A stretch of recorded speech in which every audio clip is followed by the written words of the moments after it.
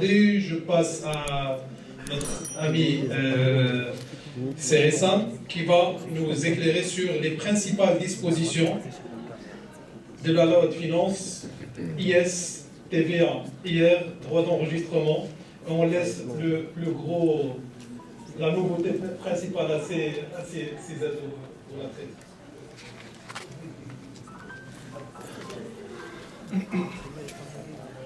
Salam alaikum, bonsoir à toutes et à tous.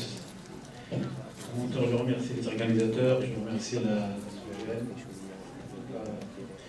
le FESMICNAS, spécialement M. le Président, Mohamed, d'avoir eu l'occasion justement de se retrouver encore une fois sur cette thématique qui est devenue un rituel, j'espère en tout cas va le rester après. Oui, effectivement, on se retrouve tous pour discuter des nouveautés de la finance.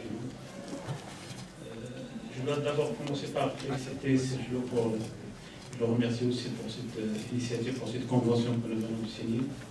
Ce n'est pas la première, puisque les experts comptables ont signé énormément de conventions avec beaucoup d'instituts, de fondations, d'universités aussi, de facultés, et qui portent justement sur un partenariat pour former justement nos jeunes, notamment au métier qui tourne autour de notre profession, juridique, l'expertise comptable, le droit, le management, la gestion, etc. On considère au niveau de l'ordre que c'est un devoir, c'est une action de citoyenneté, mais également c'est un devoir. Et donc on est ouvert pour tout partenariat futur avec notre honorable université ou avec d'autres instituts. Le plus important, c'est d'arriver justement de faire aboutir son partenariat par des résultats probants, et je n'ai pas de doute là-dessus. Autre chose, et c'est important de le dire, je l'ai dit l'année dernière, je vais le redire encore une fois cette année, c'est que c'est très rare où on voit justement ce pont entre les universités, les instituts de formation, la SUGN, l'ordre des experts comptables. C'est quelque chose, à mon avis, qu'il faut dynamiser, qu'il faut refaire, qu'il faut généraliser partout au Maroc. C'est d'organiser des rencontres de ce type, pas uniquement sur la finance, sur toute thématique, entre le monde universitaire, mais aussi des entreprises, des professionnels, etc., parce que c'est porteur d'enseignement, et parce que si quand on parle de formation, de management en règle générale, de formation en gestion d'entreprise, relier le terrain à l'école, à la théorie, c'est nécessaire. C'est nécessaire et c'est porteur de ces touches, le déclic dont a parlé tout à l'heure, de la pratique. Parce qu'il n'y a pas de pratique sans théorie, il n'y a pas aussi de théorie sans pratique quand il s'agit de management. C'est très important de le signaler. Donc c'est quelque chose à militer qui mérite qu'on le remercie. On remercie la SOGN pour cette initiative qui a fait, à mon avis, généraliser partout. Alors on m'a demandé justement d'intervenir sur la loi de finances, sur les dispositions techniques de la loi de finances. Je pense que Mohamed a résumé l'apport de cette loi de finances. Qui est la première loi de finances qui vient juste après les assises. Les assises ont été tenues dernièrement au mois d'avril, au mois de mai, je pense, et c'est mon erreur. Et donc on s'attendait à ce que cette loi de finances au moins reflète un peu les recommandations de ces assises en partie. C'est vrai, on attend toujours cette loi cadre dont a parlé Mohamed, mais comme cette loi de finances est venue juste après, on a tous estimé qu'il y a peut-être des recommandations qui peuvent être rapidement intégrées au niveau de notre droit fiscal sans attendre la loi cadre. Donc effectivement, c'est une loi de finances, on s'attendait à ce qu'il soit un peu, excusez-moi le terme, soft, parce qu'on se dit qu'il faut attendre la loi cadre, il faut attendre peut-être aussi le nouveau modèle économique, pour voir quel est le rôle que peut jouer la fiscalité pour accompagner ce nouveau modèle. Mais finalement, ce n'est pas le cas. Ce n'est pas une loi du tout soft, c'est une loi très lourde, très crasse, si vous voulez, parce qu'on est presque vers plus que 80 mesures. Plus que 80 mesures, Si on prend les droits de douane et les mesures du code de douane et le code général des impôts, on est presque à 82 mesures, qui sont comme ça. Donc c'est une loi un peu lourde, effectivement. Ce que je vais essayer de faire, c'est uniquement de présenter les principales mesures, en tout cas celles que j'estime qui méritent d'être présentées, sachant qu'il y a beaucoup de mesures qui ont été effectivement, qui sont également importantes, mais que je préfère ne pas présenter pour vous faire l'économie du temps, et je sais que le temps malheureusement n'est pas de votre faveur. Alors pour démarrer, on peut dire que ces mesures, des mesures de loi fiscale, de loi de finances, tournent autour des objectifs classiques. On a l'habitude de voir, et dans toutes les lois de finances, les dernières lois de finances, notamment ce qu'a dit Mohamed milite pour le rétablissement de la confiance entre l'administration et les contribuables, l'amélioration de la compétitivité des entreprises, la rationalisation des dépenses fiscales, la mise en conformité de la fiscalité nationale avec les standards internationaux, mais aussi les engagements du Maroc à l'international, l'incitation à l'investissement, l'amélioration du climat des affaires, la priorisation des politiques sociales, et enfin le maintien des équilibres globaux des indicateurs macroéconomiques. Je ne vais pas présenter je préfère ne pas présenter les mesures techniquement parlant par IS, TVA, comme proposé par Mohamed. Je vais plutôt revenir à notre démarche, c'est d'essayer de présenter les principales mesures par objectif. Comme ça, on va directement comprendre ce qui s'est passé. Alors, les hypothèses, bien évidemment, qui ont gouverné cette loi de finances sont quelques indicateurs qui vont donner une idée sur le travail qui a été fait. On table sur un taux de croissance du PIB de 3,7% contre 2,9% en 2019, sur un déficit budgétaire de 3,5% contre 3,6% en 2019, et sur un prix du gaz brutal qui est toujours subventionné de $350 par tonne contre $380 en 2019, et un taux d'inflation inférieur à 2% contre 1,3% l'année dernière, et une production céréalière de alentours de 70 millions de quintaux. J'espère qu'on va y arriver, Inch'Allah. Vous voyez donc quand on voit les hypothèses d'élaboration de la loi de finances, qu'on est dans la continuité plutôt, et qu'on est resté sur les mêmes hypothèses que sur l'année dernière.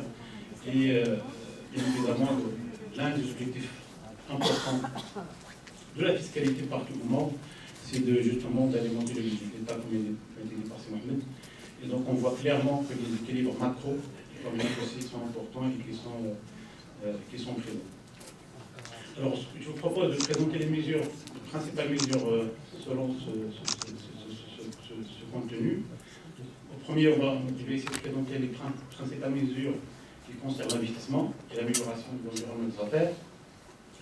Puis les mesures de mise en conformité avec la fiscalité internationale, dont on a parlé tout à l'heure, les mesures relatives au réaménagement de la fiscalité des exportateurs, les mesures relatives au réaménagement de la fiscalité de l'agriculture, les mesures relatives au rétablissement de la confiance, dont on vient de parler, et enfin les mesures à caractère plutôt social.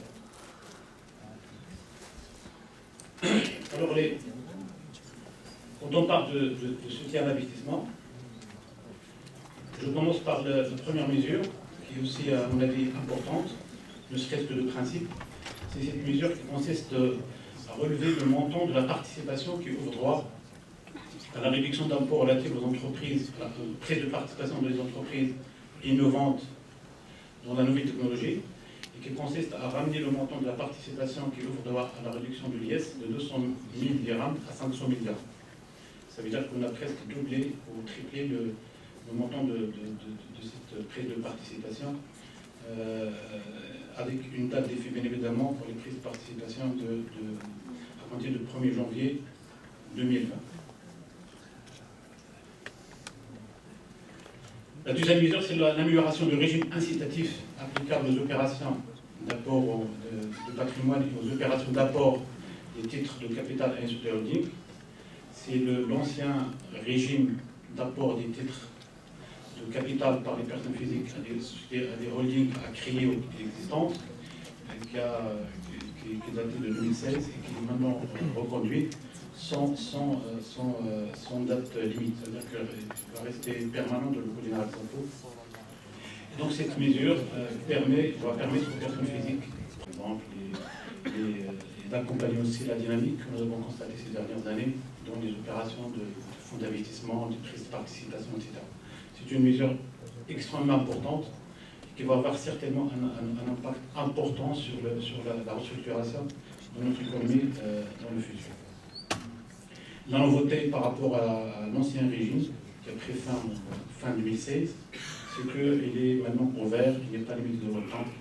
On peut effectivement structurer aussi de l'OTAN et j'espère en tout cas pour notre économie. Alors, une autre mesure également importante, ne pas par peut-être, en tout cas il a fait allusion à ça, c'est la revue à la baisse de taux marginal de l'IS pour les entreprises industrielles. Donc le bénéfice net est inférieur à 100 millions de dirhams. Donc, la mesure consiste tout simplement à réduire le taux marginal du baril de l'IS de 31% pour le ramener à 28% pour les sociétés exerçant une activité industrielle. Et donc le bénéfice net est inférieur à 100 millions de dirhams. Il reste bien sûr les sociétés qui ont un bénéfice net supérieur à 100 millions de dirhams qui resteront soumises au taux marginal de 31%. Une autre mesure aussi qui va dans ce sens, c'est la mesure qui consiste à revenir au taux de 0,5% de cotisation minimale. Vous vous rappelez l'année dernière que ce taux a été ramené à 0,75, ça a fait couler beaucoup d'encre l'année dernière, puisqu'on a toujours dit que la cotisation minimale sur le plan philosophique ne devrait pas exister. On est allé vers dans le bon sens, puisqu'on a commencé déjà à l'abandonner partiellement. Donc au moins, cette loi de finances revient au taux de 0,5 qui existait avant. Bien évidemment, pour les sociétés qui sont structurellement déficitaires, il est tout à fait logique et normal que effectivement le taux soit plus élevé en tout cas que 0,5. Donc la loi de finances a retenu un taux de 0,60% de cotisation minimale quand le résultat courant hors amortissement est déclaré négatif pendant 2 exercices consécutifs. Le troisième exercice sera soumis à 0,60%, bien évidemment après les trois premières années d'exonération. C'est une mesure aussi qui est tout à fait logique et qui répond parfaitement au rôle aussi de la fiscalité en tant qu'outil économique et social aussi, d'inciter les entreprises à plus de conformité fiscale. Alors, pour la mise en conformité de la fiscalité nationale avec les standards internationaux, la première mesure qui va dans ce sens, je me fais économiser aussi des détails, je pense que M. le directeur général par intérim va certainement y revenir. Cette première mesure, c'est la revue de taux d'imposition des sociétés qui sont installées dans les zones franches, les anciennes, les ex-zones franches d'exportation, qui désormais vont s'appeler les zones d'accélération industrielle. Même la loi qui a créé ces zones, c'est en cours d'amendement pour retenir cette appellation de zone d'accélération industrielle. Vous l'avez compris, on parle de l'industrie encore une fois. Alors les nouvelles entreprises qui exercent leurs activités dans ces zones d'accélération industrielle, à compter du 1er janvier 2021, vont désormais bénéficier de l'imposition au taux unique de 15% au-delà de la période d'exonération quinquennale. 5 ans d'exonération dans la zone, suivi d'un taux unique de 15%, sans qu'il y ait de distinction de chiffre d'affaires local au export. Vous l'avez compris encore une fois, on essaie de ne plus faire cette distinction entre le chiffre d'affaires local et le chiffre d'affaires à l'export. Et ça va revenir souvent dans le texte, justement par souci de conformité des engagements du Maroc à l'international. Alors ce taux s'applique de manière uniforme, comme je vous ai dit, qu'il soit le chiffre d'affaires, sauf que les anciennes entreprises qui sont déjà installées là-bas, dans les zones d'accélération industrielle, vont pouvoir garder leur ancien régime. Donc ils continueront à bénéficier de l'ancien régime, donc avec une exonération de 5 ans, suivie d'un taux de 8,75 pendant 20 ans. Et après la période d'imposition réduite, temporaire, ils passeront à un taux de 15%. Le deuxième régime, qui est justement concerné par rapport à cette conformité à la fiscalité internationale, c'est le Casablanca Finance City. Cette zone, avant cette loi de finances, jusqu'au 31 décembre 2019, les entreprises qui portent le label Casablanca Finance City étaient exonérées totalement de l'IS pendant 5 ans. Puis se mis à un taux de 8,75, un taux réduit de 8,75 après cette période d'exonération quinquennale. Alors le nouveau régime, post-loi de finances 2020, consiste en une exonération totale de l'IS pendant 5 ans, suivi bien évidemment d'un taux de 15%, sachant que la hausse du taux de 8,75 à 15%. Il y aura finalement en réalité trois exonérations. Une exonération quinquennale à 100%, suivie d'un taux de 15% spécifique, mais aussi une exonération des dividendes versés ou distribués par ces sociétés qui portent le label. C'est la deuxième, à mon avis, la deuxième mesure la plus importante quand il s'agit de parler des conformités au standard minimum. Et bien évidemment une troisième mesure, que je n'ai pas reportée ici, qui consiste tout simplement à abandonner le régime des anciens bureaux de représentation, les bureaux régionaux de représentation des sociétés étrangères, qui sont désormais considérés comme des sociétés prestations de services, donc soumises au même régime que les sociétés de prestation de services. Donc il n'y aura plus de calcul de la base imposable des sièges régionaux à hauteur de 10% de leur charge d'exploitation, mais désormais ils seront considérés comme des sociétés de prestation de services à part entière et seront traités de la même manière que les autres sociétés qui portent le label.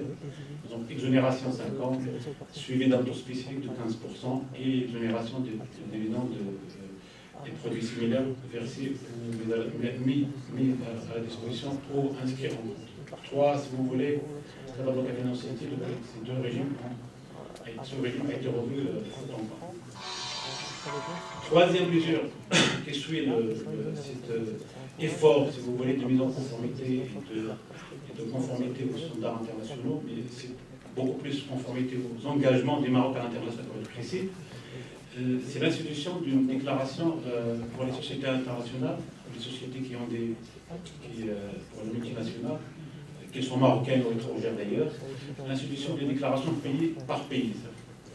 Dans le cadre de l'adoption de ce dispositif, qui est d'ailleurs mis en place par le CDE, et en application des conventions signées par le Maroc, notamment en 2019, deux conventions internationales, il a été nécessaire, voire obligatoire, de transposer dans notre loi interne la règle fiscale internationale qui oblige du groupe, comme je vous ai dit, à déposer une déclaration de répartition de quoi de leurs bénéfices imposables. C'est toute la théorie des prix de transfert qui est en train d'être revue, puisque ces sociétés doivent déposer dans le pays des antifiliales de représentation carrément une répartition de leurs résultats. Ça devient déclaratif, ce qui va permettre justement aux différentes administrations fiscales de pouvoir juger la justice entre guillemets de la répartition des résultats entre les différentes législations et entre les différents pays. Enfin, la dernière mesure de conformité aux standards internationaux, c'est celle relative à l'amélioration, bien évidemment, du dispositif relatif à l'échange des renseignements. Encore une fois, cette déclaration pays par pays dont je viens de parler est liée à ce dispositif aussi d'échange de renseignements, puisque les déclarations déposées par les groupes internationaux vont pouvoir être également partagées automatiquement avec les administrations fiscales étrangères.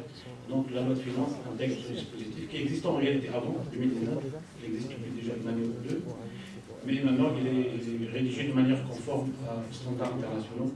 Et donc les banques, les assurances, les établissements financiers doivent identifier les informations relatives aux résidences fiscales de tous les titulaires de comptes financiers et le cas échéant de bénéficiaires certificats. C'est une information qu'ils doivent pouvoir collecter obligatoirement, qu'elle remonte automatiquement à l'administration fiscale, qui est censée aussi les partager avec les administrations fiscales homologues, quand il y a bien sûr des des accords, qu'ils soient bilatéraux ou multilatéraux, qui prévoient l'échange automatique de renseignements.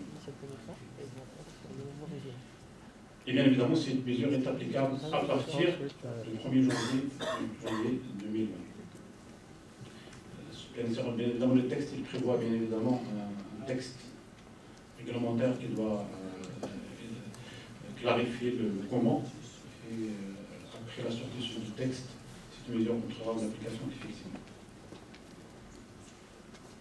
Alors, la deuxième partie, ou le point numéro 3 de cette présentation, c'est le régime des exportateurs, dont a fait allusion son ami, et qui a fait coller aussi beaucoup d'encre, parce que tout simplement, les sociétés exportatrices qui réalisent leur première opération d'exportation à partir du 1er juillet 2020 ne pourra plus bénéficier d'exonération quinquennale. Sachez en réalité cet effort de conformité aux standards internationaux. Et donc, il n'y aura plus de distinction entre chiffre d'affaires exporté à terme. Il n'y aura plus de distinction entre chiffre d'affaires export et chiffre d'affaires local. Je peux dire, et je pars sur le contrôle de M. le directeur général, que c'est une phase intermédiaire qui consiste tout simplement à maintenir ce régime pour le moment, mais à condition de la mise en plus pour plus de conformité. Et donc, ces sociétés exportatrices resteront tout simplement soumise à un taux de 20% au barème, mais de la limite de 20% qu'il faut soit dès leur première année pour les chiffres d'affaires à l'export. Les sociétés exportatrices, que ce soit des produits ou des services, ne bénéficieront plus d'exonération de 5 ans, mais ils auront quand même un taux réduit sur le barème, donc première tranche 10%, deuxième tranche 20%, et ils ne seront pas soumis à la troisième tranche de 31% marginal. Donc, ça concerne les sociétés de prestation de services et plutôt exportatrices de produits et de services. Et donc, deuxième mesure qui le concerne, c'est que ce taux marginal dont on vient de parler, il passe de 17,5 à 20%. Parce que avant, après la période d'exonération quinquennale, ils payaient 17,5 pour la partie de l'intéressement au chiffre d'affaires à l'export. Désormais, le 1er janvier 2020, ce taux de 17% passe à 20%. Pour la tranche, évidemment, du bénéfice qui correspond supérieur à 1 million de dirhams, qui correspond au chiffre d'affaires à l'export. Alors, pour la fiscalité agricole, c'est très simple. Alors, les exploitations agricoles qui réalisent un chiffre d'affaires supérieur ou égal à 5 millions de dirhams seront imposées au taux de 20% pour les exercices ouverts à compter du 1er janvier 2020. Bien évidemment, celles qui font un chiffre d'affaires moins que 5 millions de dirhams, resteront exonérées. C'est une taxation, si vous voulez, une position réduite de l'agriculture, si vous voulez, telle que c'est défini par le texte, par l'article 46 du Code général des impôts. Et ça, c'est valable aussi pour l'impôt sur le revenu. Ça veut dire même pour les agriculteurs qui exercent à titre individuel, qui ont des exploitations agricoles à titre individuel, paieront aussi un taux de 20% au titre de l'EIR sur les revenus agricoles. Bien évidemment, c'est un taux malheureusement pour dire qu'il n'est pas libératoire. Peut-être qu'on veut pousser les exploitants individuels à transférer leurs exploitations à la société pour pouvoir bénéficier d'un taux de 20%.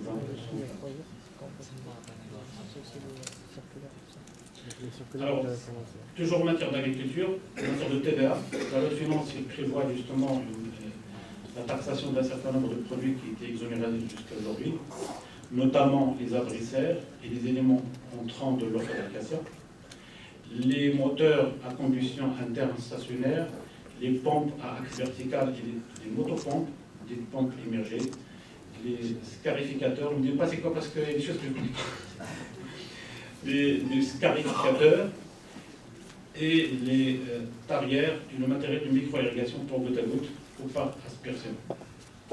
Donc on a imposé ce matériel qui était jusqu'à là exonéré, et en contrepartie on a exonéré, on a redéfini la liste de matériel agricole qui est exonéré, bien évidemment destiné à l'irrigation. Donc la liste est sur la diapo, notamment les stations de texte de filtration. Il y a une nouvelle liste. Hein. La loi de finances prévoit une nouvelle liste de matériaux destinés à l'irrigation, qui sont désormais exonérés.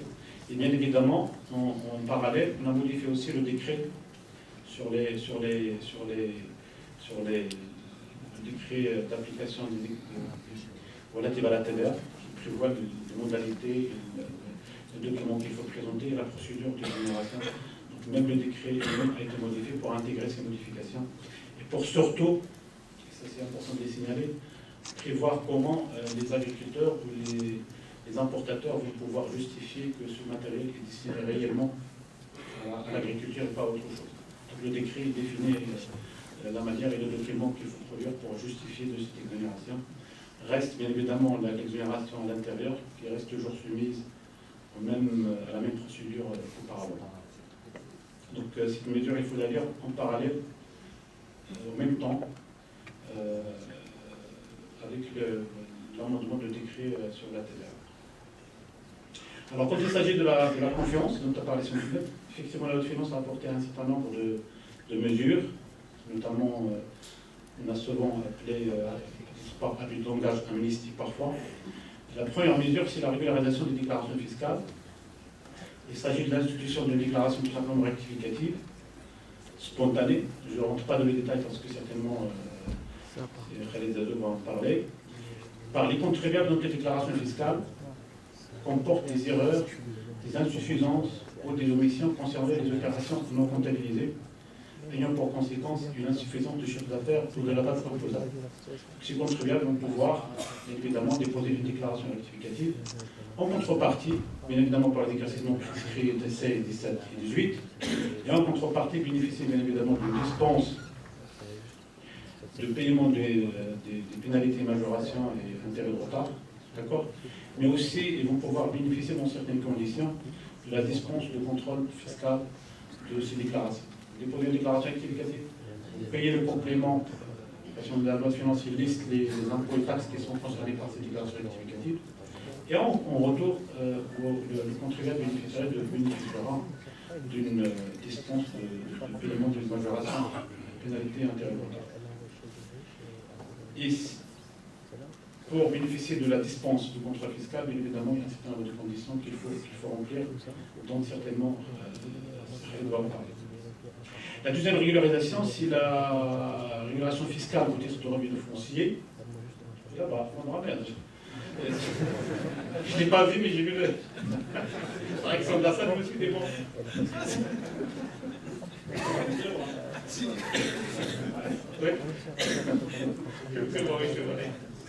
Alors la deuxième mesure, c'est justement la régulation fiscale au titre de revenus fonciers, qui va permettre tout simplement aux contribuables qui n'ont pas déposé leur déclaration annuelle de revenus global au titre de revenus fonciers de pouvoir payer tout simplement pour les années non prescrites, de pouvoir payer 10% de revenus fonciers acquis en 2018 et qui vaut entre guillemets amnistie.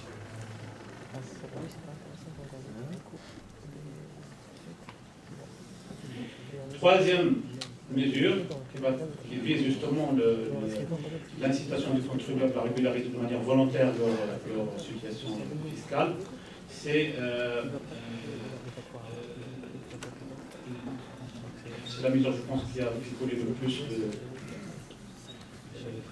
Peut-être même que cette mesure-là n'a pas été beaucoup relayée dans la presse, en réalité. C'est celle qui consiste à revoir, d'ailleurs, je pense on en a fait allusion, c'est la mesure qui consiste à revoir de manière profonde la procédure tout simplement d'examen d'ensemble, qui consiste à amender l'article 216 et 29 du Code général des impôts pour tout simplement mettre en place plus de formalisme plus de formalisme dans cette, ou bien de clarifier, si vous voulez, pour être précis, la procédure que doit suivre l'inspecteur dans le cadre de l'examen d'ensemble. Il s'agit en fait de cadrer la procédure, de clarifier les cas où, et de limiter les cas où l'administration peut faire recours à cet examen d'ensemble, et aussi de clarifier aussi la manière dont le redressement doit être fait. Bien évidemment, les seuils aussi ont été relevés, que ce soit le seuil de 120 000 qui est ramené à 240 000, mais aussi je sais qu'après un travail de benchmark, cette procédure en réalité aujourd'hui, et avec même les clarifications qui ont été mises dans la circulaire qui est sortie aujourd'hui, qu'il aura certainement, qu'il va pouvoir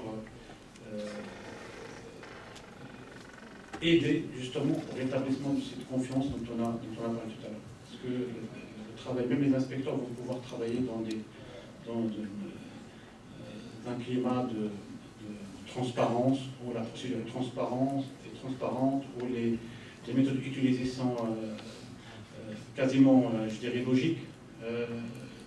Le texte prévoit le débat contradictoire aussi pour cette procédure, pas uniquement la vérification de comptabilité, qui va permettre aussi à l'inspecteur et au contribuable aussi de discuter et de formaliser leur discussion avant même la notification de la première notification. Et donc je pense que c'est une des mesures en réalité, des amendements qui ont été apportés au projet de loi de finances et qui méritent vraiment à ce qui intéresse. J'ai vu qu'au niveau de la presse, c'est très rare, on en parle, et pourtant, dans la loi de finances, il apporte un amendement de taille à l'article 216. Et je vous demande, pour ceux qui ne l'ont pas encore vu, d'aller le voir pour comprendre pourquoi je dis ça. Parce qu'aujourd'hui, on peut dire que cette procédure, bien évidemment, je sais que le travail a été fait suite à un benchmark, etc. Mais en réalité, aujourd'hui, il met en place une procédure qui est verrouillée. Je peux dire qu'elle est verrouillée. Alors,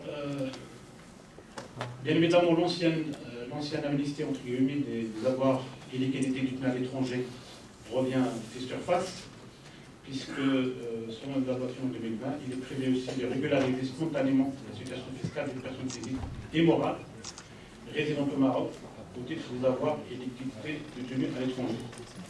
C'est exactement le même texte de 2014 qui est reconduit avec la même procédure, etc. Alors, les contribuables concernés sont des personnes physiques et morales ayant une résidence, un siège social ou un domicile fiscal au Maroc et qui ont commis d'infractions en matière de réglementation d'échange relatives aux avoirs à l'étranger ou en monnaie étrangère, ainsi qu'en matière fiscale. Alors, la régularisation s'effectue bien évidemment selon les taux suivants. 10% de la valeur d'acquisition des biens immeubles détenus à l'étranger, 5% du montant des avoirs liquides en devises rapatriées au Maroc, 2% de liquidité en devises rapatriées au Maroc. Le fait de change a déjà en réalité fait sortir une circulaire sur les démarches et la procédure à respecter pour déclarer tout anonymat bien sûr, en toute confidentialité, ces avoirs.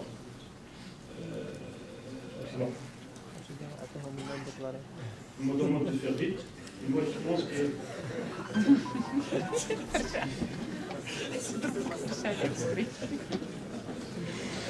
Il y a ce qui n'arrive pas beaucoup. Alors, donc c'est la cinquième. Et enfin, le dernier point, c'est les mesures fiscales à caractère social. C'est là, c'est vrai, c'est là où il y a beaucoup de mesures, notamment qu'on peut qualifier de sociales. J'ai sélectionné quelques-unes qui me paraissent être innovantes ou nouvelles, notamment celles relatives à l'élargissement du bénéfice de l'exonération de l'indemnité de stage aux titulaires de baccalauréat.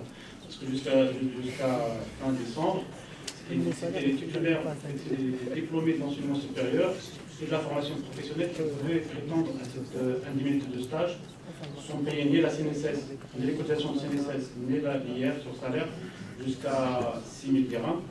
Cette mesure, à partir du 1er janvier 2020, est étendue